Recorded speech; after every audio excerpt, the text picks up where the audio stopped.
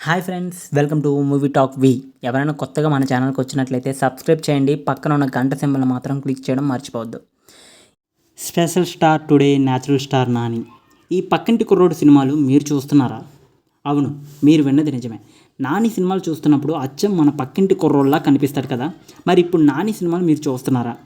అసలు నాని అంటే బలబలే మగాడువై తర్వాత దానికి ముందు అని చెప్పుకోవాలి. మారుతి గారి డైరెక్షన్లో వచ్చిన ఈ మూవీలో నాని గారి యాక్టింగ్ ఎరగదీశారు. తర్వాత నాని గారు తెగ నచ్చేశారు అందరికీ. బలబలే మగాడువై దానికంటే ముందే వచ్చిన పిల్ల జమేంద్ర కూడా బాగుంటుంది, కానీ దాన్ని ఫ్లాప్ చేశారు.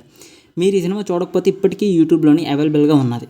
అలాగే ఇప్పుడు నాని అంటే పాన్ ఇండియా రేంజ్లోకి ఎందుకు వెళ్ళలేకపోతున్నాడు? నాని సినిమాలు బాగున్నా కలెక్షన్స్ మాత్రం రావడం లేదు. దానికి ఎగ్జాంపుల్స్ శ్యామ్ సింగరాయ్, దసరా, హాయ్ నాన్న ఈ సినిమాలు చాలా బాగుంటాయి, అవార్డ్స్ కూడా వచ్చాయి, కానీ కలెక్షన్స్ మాత్రం అంతగా రాలేదు. దీనికి రీజన్ నాని గారి సినిమాలు సరైన టైంలో రిలీజ్ చేయడం లేదు. అలాగే ప్రమోషన్స్ కూడా తక్కువ చేయడం వల్ల నాని గారి సినిమాలు బాగున్నా కలెక్షన్స్పై ఎఫెక్ట్ పడుతుంది.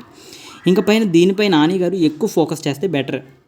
మీరు నమ్మరు, బల్బలే మగాడువై తర్వాత నాని గారికి వరుస ఛాన్సులు ఒకే సంవత్సరంలోనూ 3 సినిమాలు రిలీజ్ అయ్యాయి.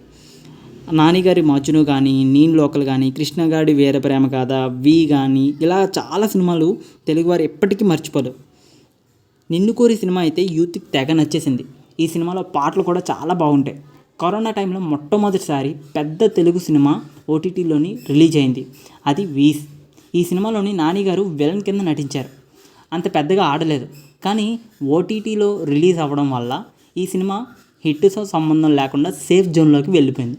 ఆ తర్వాత టక్ జగదీష్ సినిమాలో కూడా ఓటీటీ రిలీజ్ అవ్వడం, ఆ సినిమా కూడా సేఫ్ జోన్లోకి వెళ్ళిపోయింది.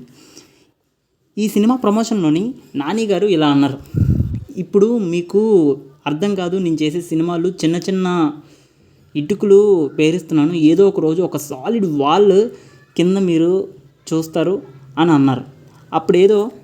అప్పుడేదో ఈవెంట్లో ఇలా అన్నారు అని అనుకున్నాం. కానీ ఇప్పుడు natural star Nani pan India స్టార్గా మారుతూ పాన్ ఇండియా సినిమాలు తీస్తూ అందరికీ ఆశ్చర్యపరుస్తున్నారు. ఇప్పుడు ఒకేసారి కొంతమంది డైరెక్టర్లు, నాగాశ్విన్ కానీ లేదంటే ప్రశాంత్ వర్మ కానీ ఇలాంటి డైరెక్టర్లు పాన్ ఇండియా మూవీలు తీస్తున్నారు.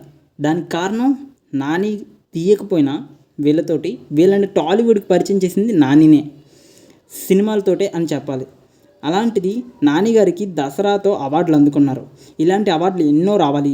అలాగే all the best for upcoming all movies. Saripodhaa Sanivaaram కూడా బాగా హిట్ అవ్వాలని కోరుకుంటూ signing off, movie talk Telugu channel.